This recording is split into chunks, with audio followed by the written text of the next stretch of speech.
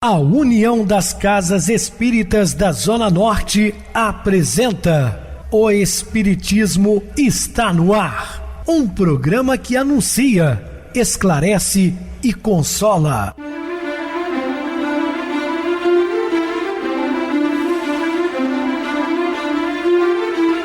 Não se turve vosso coração. Credes em Deus, credes também em mim. Na casa de meu pai há muitas moradas. Se assim não fora, eu vou-los teria dito, pois vou preparar-vos lugar. O Espiritismo está no ar. Sintonize esta frequência. Pare, pense na vida, faça perguntas. Uma ótima noite para você, muito obrigado pelo carinho, pela sintonia. Rádio Clube FM, sua voz é a nossa voz.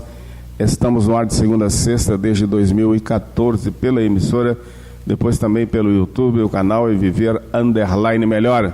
Se inscreva, deixa seu like, sua opinião é sempre importante para nós. Ou acesse o YouTube, digite o Espiritismo está no ar, lá encontrarão vários programas, inclusive o do dia. Recebo carinhosamente meu querido amigo, espiritista, trabalhador da Casa Espírita Maria de Nazaré, Adilson Reis. Uma boa noite, seja muito bem-vindo. Uma boa noite a você, Pedrosa, obrigado pela companhia, obrigado pela oportunidade de participar do programa de hoje com você, obrigado a todos os ouvintes também sintonizados com a gente. Vamos estudar e aprender juntos, aqui no programa O Espiritismo está no ar. Que Jesus nos abençoe.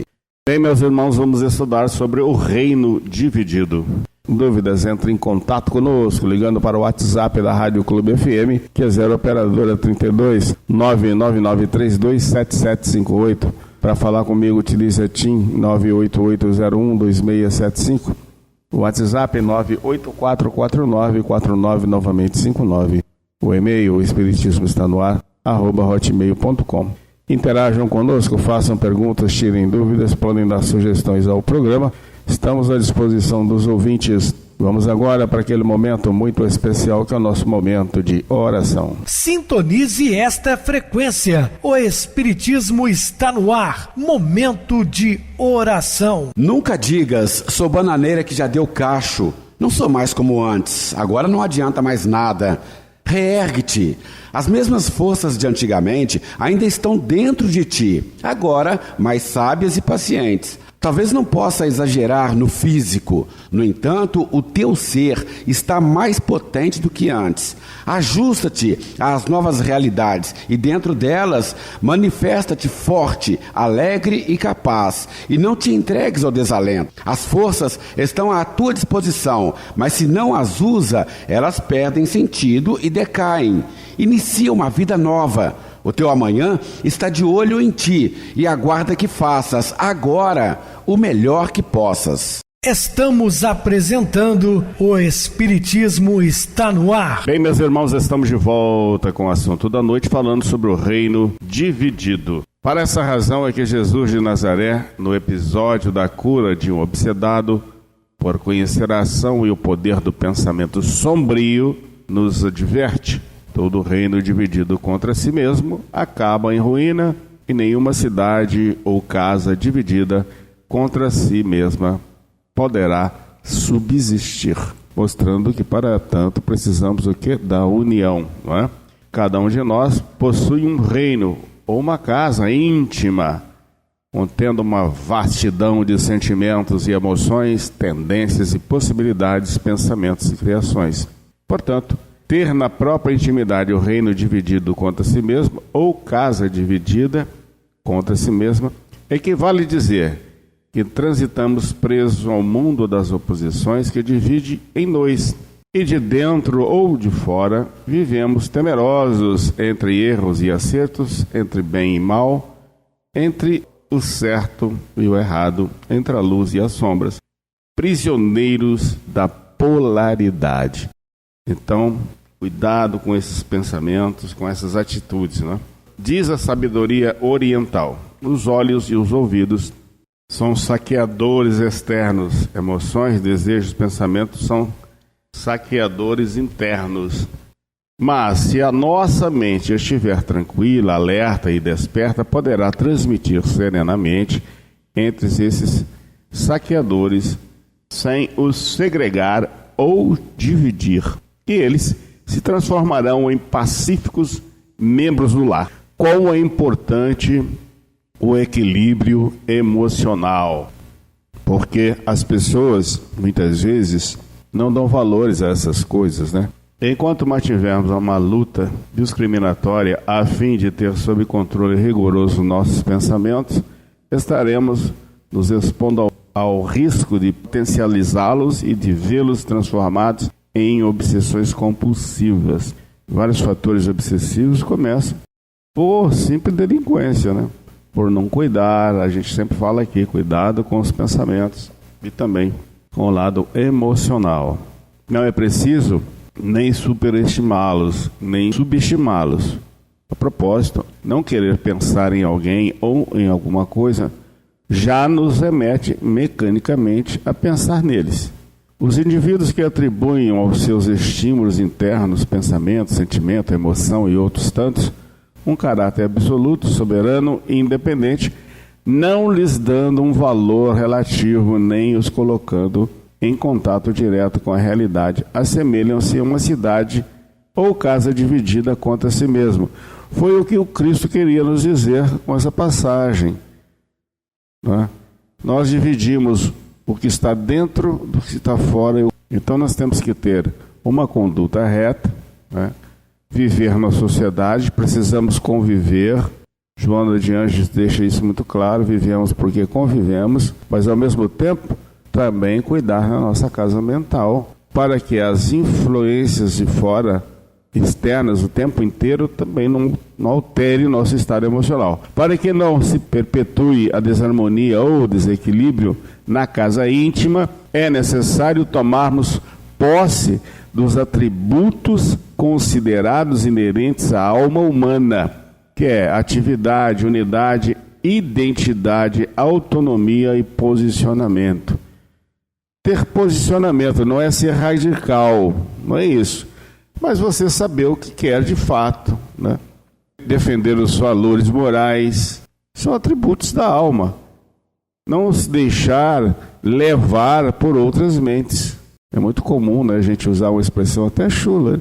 Maria vai com as outras, ou seja, a pessoa vai daqui para lá, de lá para cá, o tempo inteiro de acordo com os interesses das outras pessoas, e nós podemos viver assim. Sem comando mental, a criatura passa a ser influenciada pelos saqueadores externos e também internos. É como se não agisse por si mesma, e sim como um ser de comportamento maquinal, executando tarefas ou seguindo ordens, destituído de consequência, raciocínio, vontade ou espontaneidade. Tudo o que sente, pensa e faz parece estar sendo dirigido por algo fora de sua autoridade. Foi o que eu citei agora há pouco, né? Entreguemos nossas síndromes de ansiedade, medo e transtornos compulsivos nas mãos de Deus. Submetemos nossas enfermidades psíquicas sem causa específica à ação individual. Lembremos-nos de que o homem, ávido de paz de espírito e de renovação mental, esforça-se, confia e espera incessantemente, porque sabe que a luz brilha nas trevas, mas as trevas não aprenderam. E, igualmente, não podemos nos esquecer de que, segundo o apóstolo João, devemos crer e jamais temer, porque, em síntese, nós somos de Deus. Todos somos de Deus, meus queridos irmãos. Não se vendem 2 pardais por um asse, e, no entanto, nenhum deles cai em terra sem consentimento do vosso Pai. Quanto a vós, até mesmo os vossos cabelos foram todos contados. Não tenhais medo, pois valeis mais do que muitos pardais. Foi registrado pelo evangelista Mateus no capítulo 10, versículos que vão de 29 a 31. Senhor Jesus, livra-me da compulsão para fazer as coisas com perfeição. Ajuda-me a aceitar a normalidade das falhas humanas. Neste momento de minha caminhada evolutiva, compreendo que me criaste para viver humanamente e não perfeitamente. Hoje, ser homem é respeito ao limite daquilo que sou. Quem dera se todos vivêssemos assim, com esse pensamento, com esse propósito que deve ser vivido, né, que é o correto, principalmente nesse que tange a aceitar a normalidade nas falhas humanas. Somos falíveis, suscetíveis aos erros, né? E também viver humanamente e não perfeitamente, porque não somos ainda seres perfeitos, estamos em busca dessa perfeição, mas ainda não chegamos lá. Amigo Celso, que eu possa retirar de meu vocabulário diário as expressões ter que, deveria, precisaria agir ou atuar melhor. Certas frases que eu utilizo com frequência me induzem a fazer além do que eu sei ou posso fazer. A gente sempre comenta também que o homem só pode dar aquilo que ele possui, nada mais que isso. Quase sempre amável condutor de almas, noto que ninguém me repreende tão cruelmente quanto eu mesmo. Pois é, existem pessoas que se torturam, né? Na verdade estão perdidas.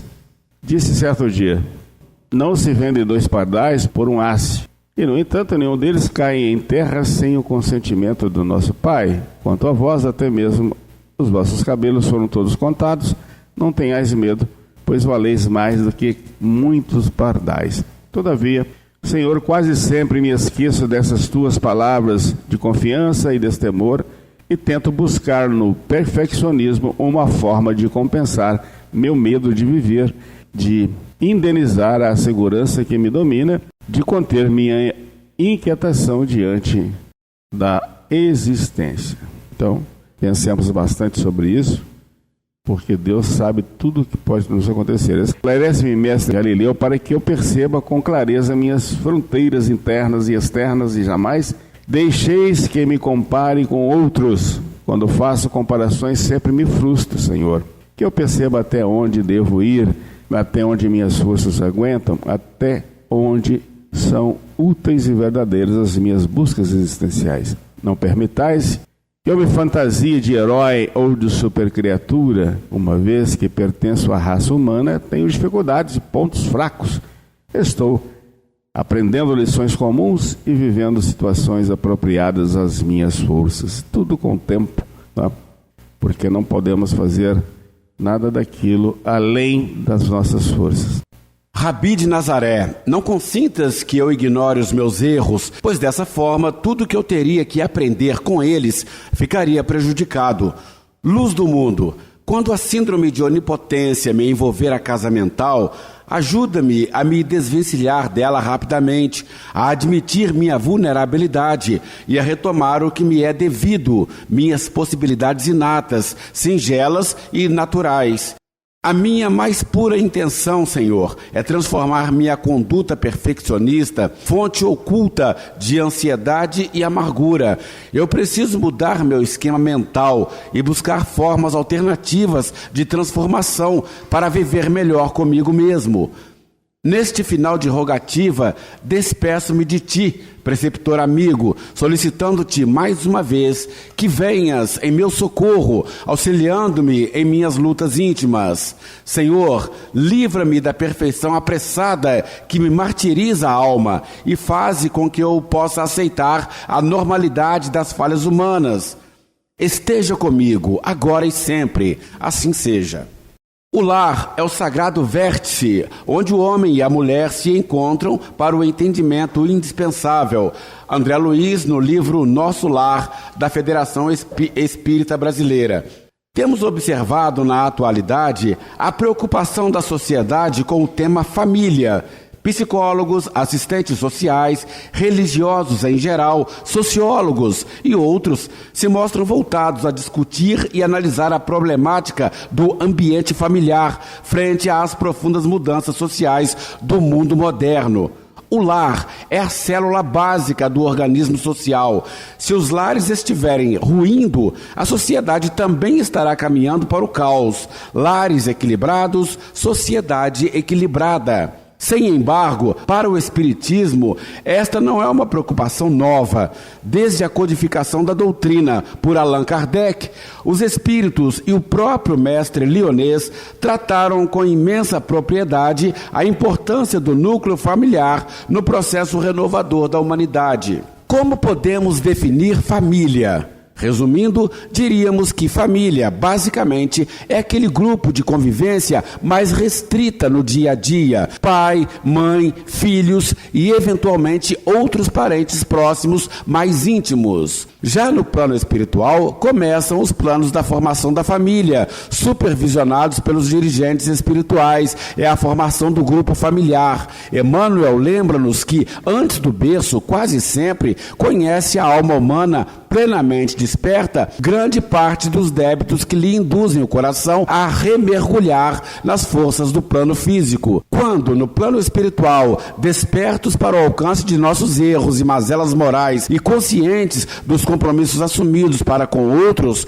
solicitamos o retorno à esfera física, carregando as provas necessárias para o nosso burilamento e reencontrando almas simpáticas para prosseguimento do progresso afetivo e almas adversárias para a reconciliação e entendimento necessários, com as quais abraçamos a responsabilidade, na maior parte das vezes, uns diante de outros, perante os nossos tutores espirituais. Assim, reúnem-se no mesmo ambiente devedores em resgate de antigos compromissos, desafetos companheiros de erros passados, afeições queridas e amigos em trabalho de socorro mútuo. No decorrer de nossa jornada terrena, sucedem-se as situações que irão traduzir na prática o planejamento feito na esfera espiritual, o namoro, o noivado, o casamento, o clima de afetividade, a necessidade do respeito aos compromissos assumidos, os problemas que surgem no dia a dia, pais amparando os filhos, filhos protegendo pais idosos e doentes, os outros familiares que formam o grande laço de parentesco e assim por diante. Todas essas experiências nos induzem a uma posição de defesa natural nos compromissos domésticos, mas o materialismo, no momento atual, tem convidado as criaturas a uma atitude egoística de deserção de suas obrigações, instalando em seus corações a planta venenosa do imediatismo, do comodismo, da vaidade, do orgulho e do prazer a qualquer preço. Não podemos esquecer que o ambiente familiar é formado por criaturas em processo de melhoria, ainda carregando muita sombra por expurgar, o que cria um clima de experiências diversas, constituindo uma grande escola a educá-las, um grande cadinho depurando-as. Como matérias indispensáveis ao nosso crescimento espiritual, encontraremos aí as alegrias, as lutas, as dores, as desavenças, as experiências, o menosprezo, que é a ingratidão, a amizade e o amor. Onde os pais podem buscar o socorro para as dificuldades em sua missão? Com os psicólogos, com os educadores, com os médicos, com os assistentes sociais? São algumas fontes de socorro que estão à disposição de todos nós que estamos nessa luta. Sabemos serem eles grandes auxiliares no trabalho de socorro à família, mas não suficientes para enfrentarem a tempestade moral que assola o lar na atualidade. Jesus é o grande psicólogo, educador, médico e mestre maior para nos mostrar o caminho da vitória espiritual. O Evangelho é o grande roteiro de iluminação das almas, encerrando em si a manifestação do Divino Mestre. O Espiritismo é a revivência do Evangelho trazido à Terra sob a supervisão do Cristo, com a missão de transformar a humanidade para a nova era. E o Espiritismo se manifestará integralmente em toda a sua plenitude através do Centro Espírita, base principal de irradiação da mensagem renovadora do terceiro milênio. Allan Kardec elucida o socorro do Espiritismo à família ante as dificuldades da vida moderna. Pode o Espiritismo remediar esse mal? Sem nenhuma dúvida, e não hesitamos em dizer que é o único suficientemente poderoso para o fazer cessar. O Espiritismo auxiliará a organização familiar através de infinitas formas, mas destacamos com o codificador, esclarecendo a missão e a responsabilidade dos pais, fazendo conhecer a fonte das qualidades inatas, boas ou más, mostrando a ação que se pode exercer sobre os espíritos encarnados e desencarnados, proporcionando a fé inquebrantável, moralizando os próprios pais. O Espiritismo explica o passado, engrandece o presente e semeia o futuro. No Centro Espírita haverá atividades que serão uma alavanca para os que compõem o mundo doméstico. O Departamento da Família, mesmo que informal, o encontro mensal de pais com palestras esclarecedoras, as reuniões semanais de pais, onde eles estudem em grupo a evangelização da criança, a educação moral, a que a doutrina nos induz, a assistência espiritual dos mentores, o serviço edificante, o estudo renovador. A família que estiver dentro do ideal cristão não será perfeita, será aquela que houver a luta, a disposição e o ideal renovador. Será aquela onde houver equilíbrio, débitos espirituais sendo ressarcidos, aceitação às provas, amor sem relaxamento, afetos sublimados, energias sem violência, desafetos em reconciliação, disciplina estimulante, amadurecimento, alegria ponderada, renovação, amizade e compreensão. Quando despertarmos para a importância da assistência à família, estaremos resgatando os valores verdadeiros da fraternidade, conduzindo a humanidade à posição de mundo mais elevado e justo. Encerremos exaltando o sagrado ambiente doméstico, lembrando a excelsa figura do lar de Jesus, nas palavras de Sheila.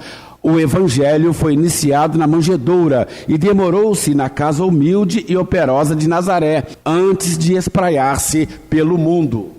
O lar não é somente moradia dos corpos, mas, acima de tudo, a residência das almas. André Luiz, do livro Missionários da Luz. A missão do lar. Todos já lemos, se não ouvimos, que o lar é a escola das almas, mas poucos meditamos no sentido profundo deste enunciado. Muitos reclamamos, por vezes, das lutas que surgem após o casamento e com a chegada dos filhos. O lar na terra é o grande núcleo de trabalho e aprendizado, onde se encontram as almas que conviverão, buscando superar problemas, engrandecer afeições, reconciliar-se com adversários e instalar clima de fraternidade nos corações. Educar é a base da evolução, e se nas escolas do mundo educamos nosso intelecto, no lar educamos nossos impulsos e sentimentos. Indagado sobre qual na terra a melhor escola de preparação das almas reencarnadas,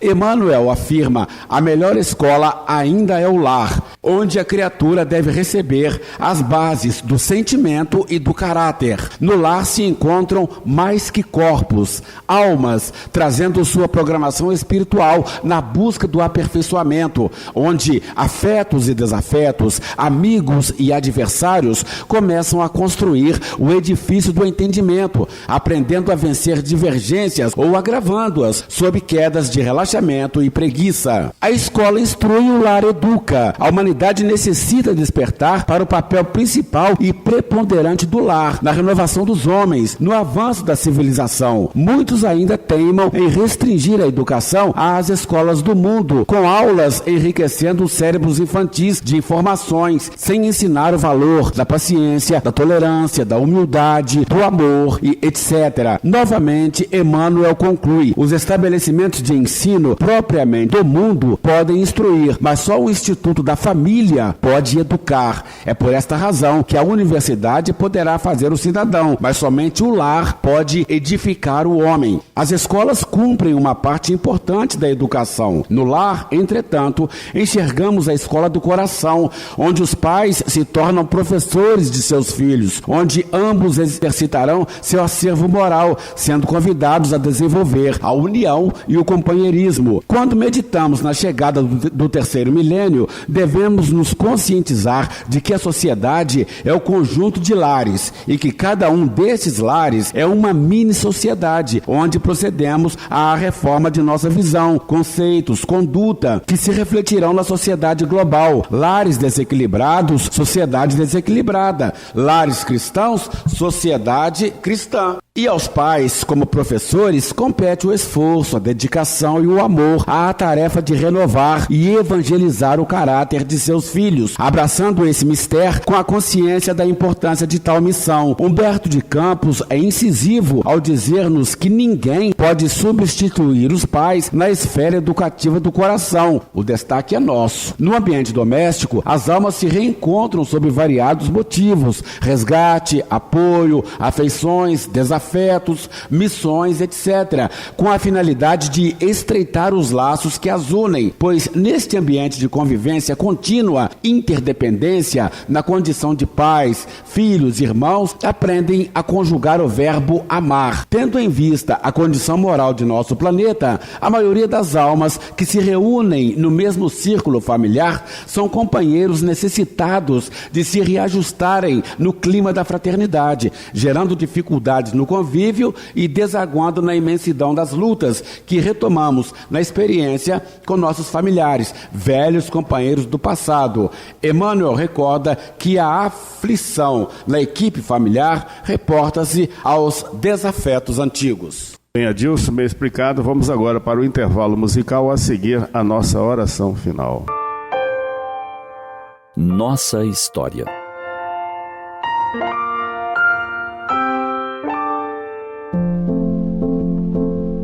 Todos estamos escrevendo, dia após dia, a narrativa da nossa existência.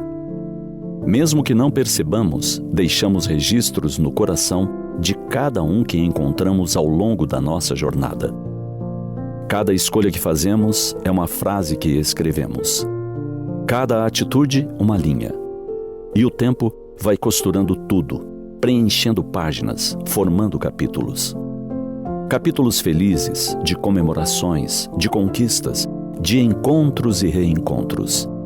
Episódios de tragédias, de dores, de desconforto. Importante que nos demos conta de que devemos ser protagonistas da nossa história. Jamais meros figurantes. Deus, com infinita sabedoria, nos concedeu o livre arbítrio, esse poder de decidir, de mudar, de recomeçar, de fazer as melhores escolhas. Isso significa que não podemos ficar paralisados no passado, pensando nos capítulos já escritos e impressos. O que importa é o que decidirmos registrar nas páginas que ainda nos faltam redigir. O Mestre Jesus asseverou que somos reconhecidos pelos frutos, exatamente como a árvore que não é julgada por sua aparência, mas pelos frutos que oferece ao mundo. Dessa maneira, não somos o que dizemos ser, mas o que apresentamos de bondade, de solidariedade e fraternidade por onde passamos. Narra um idoso em fase terminal que recebeu por semanas a visita de um vizinho. Ele era jovem e lhe trazia pão, flores, conforto, um sorriso, uma conversa amiga. Certo dia confidenciou o jovem: "Penso que o senhor não se recorda, porém, eu trago muito viva a lembrança em minha mente. Quando minha mãe ficou viúva, o senhor nos ajudou. Ofereceu-nos por muito tempo alimento, conforto e dignidade. Então, amigo, eu somente estou devolvendo." O enfermo sorriu com os olhos marejados e respondeu: "Então, valeu a pena ter vivido." Esse homem gravara uma linda história no coração de um menino. Uma história feita de apoio e doação. Nada de grandes discursos ou palavras vazias. Como essa gravação ficara registrada com a tinta indelével da gratidão, soube ele, ainda nesta vida, quanto bem promovera, sem alarde. Pensemos então que capítulos estamos grafando nas entrelinhas da nossa jornada. O que nossos filhos, nossos amigos, nossos vizinhos poderão ler e contar a nosso respeito. Se por acaso o resultado do que estamos produzindo não nos agradar, sirvamo-nos do tempo de que dispomos, ainda agora, para realizar a mudança. Alteremos o enredo do livro, reescrevamos parágrafos, capítulos, quiçá elaboremos uma conclusão especial. Tudo recheado de compaixão, perdão, presença, carinho e atenção. O tempo presente é o cenário ideal para começar ou recomeçar. Tudo para que nos sintamos felizes desde agora, pelas narrativas grafadas com a paixão de quem toma o lápis da vida com vontade de vivê-la intensamente.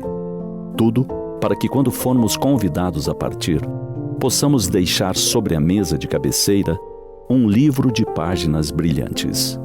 Um livro que amigos encontrarão, descobrindo como fomos um agente do bem. E recordem quanto influenciamos positivamente as suas vidas. Pensemos nisso.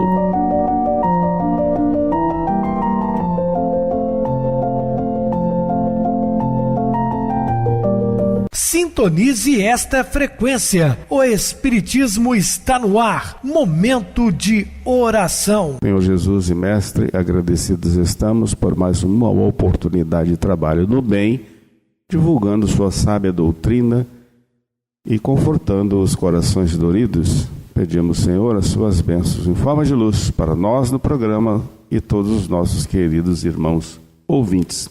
Meu querido irmão Adilson, suas despedidas. Obrigado, Pedrosa, pela oportunidade de participar do programa de hoje com você. Estaremos juntos em outras oportunidades, assim Jesus nos permitindo. Obrigado a todos pela companhia. Tenham todos uma boa noite, muita paz e que Jesus nos abençoe. Boa noite para você, Adilson. Muito obrigado pelo apoio aqui no programa. Boa noite também a todos os amados irmãos ouvintes do YouTube, internautas do Brasil e do exterior.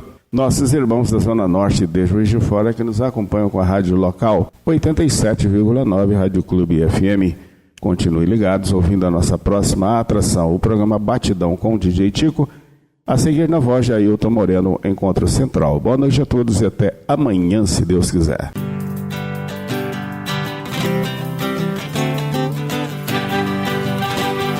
A União das Casas Espíritas da Zona Norte apresentou O Espiritismo está no ar, anunciando o Evangelho de Jesus, esclarecendo sua mensagem, consolando corações.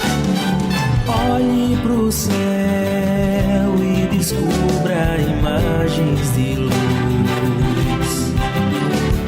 Sinta em Jesus o amor todo que Deus te deu. Pense no bem, no melhor em que pode fazer. Seja o que for, também vai receber. De coração, ajude-me, irmão, a caridade é o caminho do amor.